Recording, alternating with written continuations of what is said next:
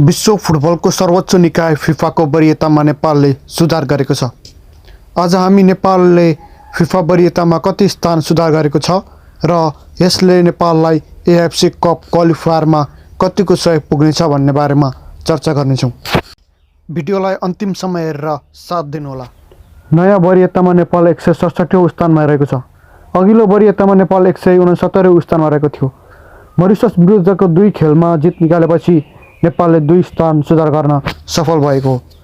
नेपाल दक्षिण एसियाली राष्ट्रको वरियतामा तेस्रो स्थानमा रहेको छ। नेपालभन्दा अगाडि भारत र मालदिप्स रहेका छन्।